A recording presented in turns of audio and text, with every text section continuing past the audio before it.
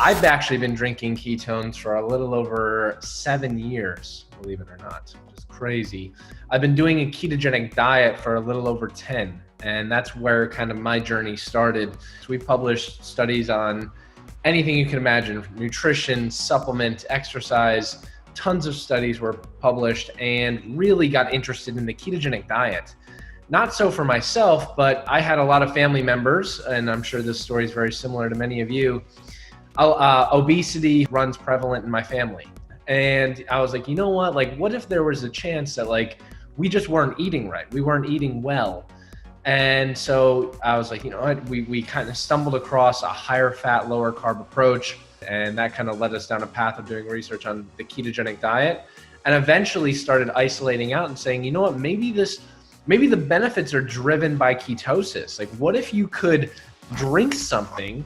What if you could literally take ketones, put it inside of a powdered form and drink it? And for us, that kind of started down this huge rabbit hole of figuring out, all right, how do you do this? And that's kind of when we met Brian Underwood, and kind of the conversation just grew from there of figuring out, how do we take this to the masses? It's not a supplement. And I think that's really, really interesting, is because you think about this, like when someone drinks protein, or if someone takes creatine, there's one real benefit of that, right? Like there's a one benefit. And at first, the main benefit of ketones are that they are a different fuel source than carbohydrates or glucose, particularly for your brain. And now, why does that matter? Well, first off, after the age of 30, and this is in every single individual, after the age of 30, our brain's ability to utilize carbohydrates and glucose goes down significantly. Well, it's starting to happen to our brain. Our brain can't utilize glucose and carbohydrates as well. And so we have a totally other source of fuel. But before Prove It, the only way that was really able to be accomplished was by extreme fasting or a ketogenic diet. And that's one.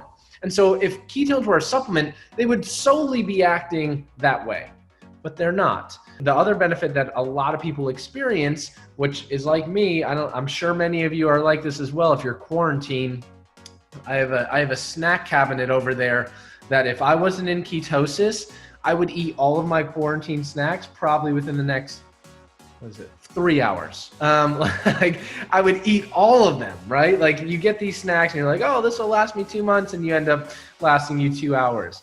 That's very common, all of us. And that's because our hunger hormones are all over the place, right? When it's available to us, our hunger hormones are all out of whack.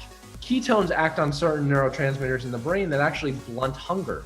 Ketones help keep us really full, which is great, right? It allows us to go longer periods without hitting the snack cabinet.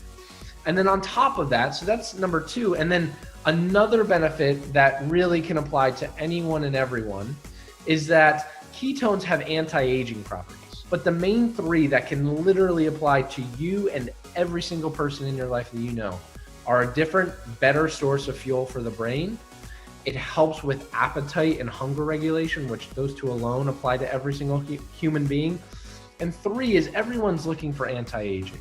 Studies show that there are certain signals, I like to refer to them as light switches, like that turn off as we get older, right? And they're called histones. And they start to get turned off as we get older. It's one of the main mechanisms that we think drives aging. Ketones, and this has been shown over and over again in research, ketones actually act as like bodyguards to these light switches and say, you know what, nope, it's not time to turn off yet, let's keep the light switch on. And so we've actually published studies in animal models where we've literally fed animals ketones their entire lives, did nothing to their diet, and compared to their counterparts who did not have ketones, they had a placebo. The animals that had ketones had overall better health when we kind of at the end of their life. And that was extremely promising, and kind of one of the things that blew my mind and said, wow, this is much, much bigger than just a fuel conversation.